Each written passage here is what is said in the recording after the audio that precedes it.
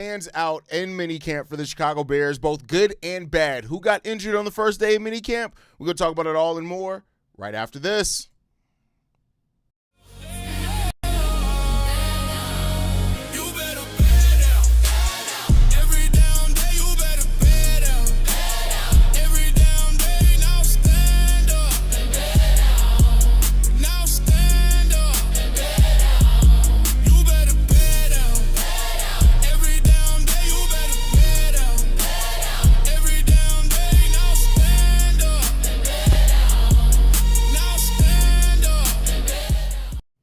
What's going on, Bears fans? Welcome to another episode of Chicago Bears Central, your number one spot for everything Chicago Bears related. I'm the host there, Haize, but more importantly, you guys can follow the channel at Chi Bears Central on every social media platform we happen to be on. With that said, let's go ahead and get into content for today, y'all. The Chicago Bears have day one of minicamp, and the defense was apparently a standout in today. Now, the pads still weren't fully on for the Chicago Bears, but we do know that, as I said, before in several daily episodes, is that as you get further and further, get away from it, OTAs are really meant for the skill position players to stand out. That's what OTAs are really meant for.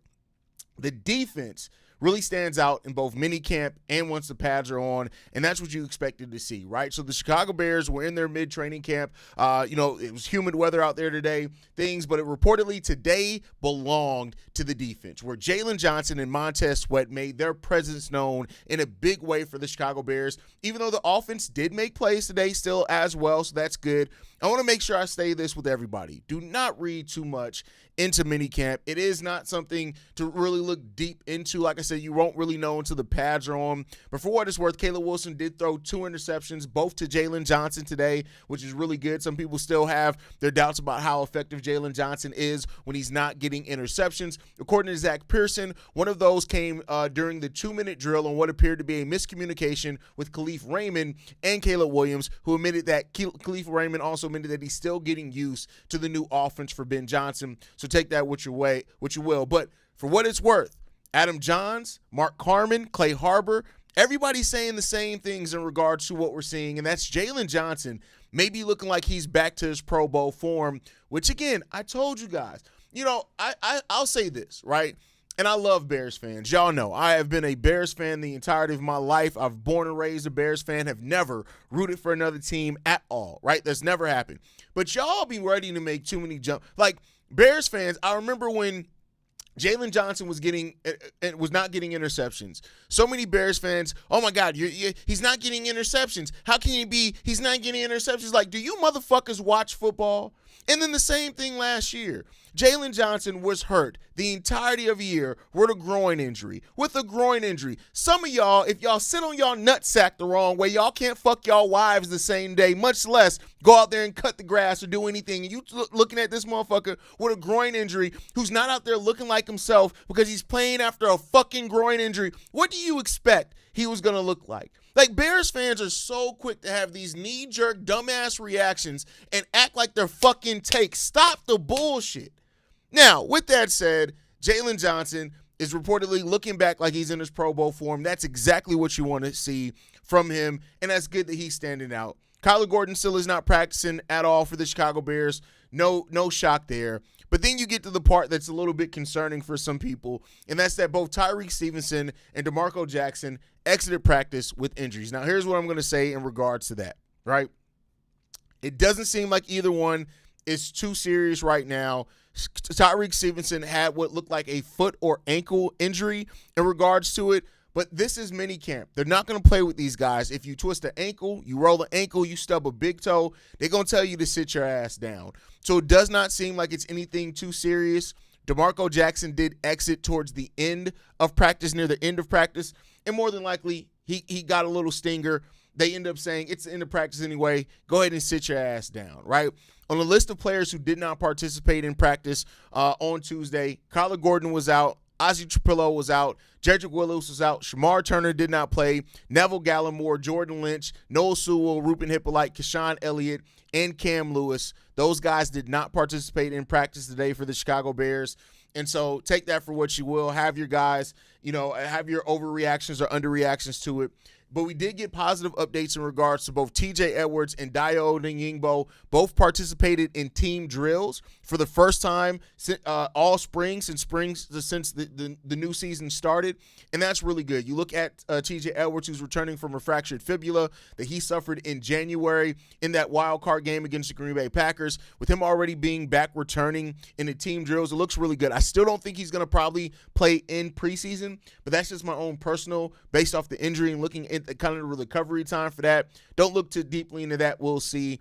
And Dayo Odeyingbo, who tore his Achilles last year in Week 9, also made another step. Clay Harbor reported that he is moving well out there, and we get to see what that's going to look like for him going forward as well. So not a lot to take away from minicamp. Keyshawn Elliott and Khalif Raymond both had some standout days today as well. We'll go into a little bit more detail on that on tomorrow's full daily episode, but with the injuries, I wanted to get those details and that stuff out of there from there. But we're hearing really good things about the defense. I think as this offseason program continues to make step forwards, we're going to hear more and more about the defense making that step. It's just OTAs really aren't a good place for the defense to really shine at. That's really meant for positional players. But as we get closer and closer to, actual training camp, full-on training camp, I think you're going to hear a lot of good things about that defense as well. So, we'll talk about position battles that are brewing, stuff like that, because we heard that, Malik Muhammad, Tyrique Stevenson, that position battle is already starting to pick up a little bit here, with Tyrique Stevenson especially getting hurt. I think Tyreek's going to know he needs to keep his ass out there on the field during this offseason programming period, because Malik Muhammad is young, he's ready, he's hungry, and if you give him an opportunity to pass you up on the depth chart, that motherfucker may very well take it. So we'll see how it goes, but things are looking really good for what it's worth. It's good hearing that Jaylen Johnson is looking good as well. And like I said, people in attendance are making the speculation that Jaylen Johnson may look like he's ready to get back to Pro Bowl form. And if Jaylen Johnson is back to his prime and his optimal version of himself, I tell y'all what, 2 picks, 1 coming in a 2-minute drill, I can't wait to see. I just can't wait to see Jaylen Johnson shut up some of the knee-jerky Bears fans when it comes down to it, because there have been so many hot takes in regards to Jaylen Johnson, man, and I think it's going to be fun to see him come out there, be hungry again, be focused, and be healthy, because a healthy Jaylen Johnson is somebody who really makes Dennis Allen and the scheming, and it makes everything easier on the defensive line as well. You get Jaylen Johnson fully healthy, it does a lot for you. So let's hope that that's going to be the thing that we see for this Bears team. But like I said, tune in tomorrow on the daily episode if you want my full thoughts on the first day of minicamp and stuff like that. We'll go into a little bit more detail on it. Make sure you guys hit that subscribe button as well. We just passed 25,000 subscribers. We're trying to get to 30,000 subscribers by the start of the 2026 season. We can only do that with you guys. Other than that, you can follow us at Shy Bears Central. You can send us any feedback, questions, comments, concerns,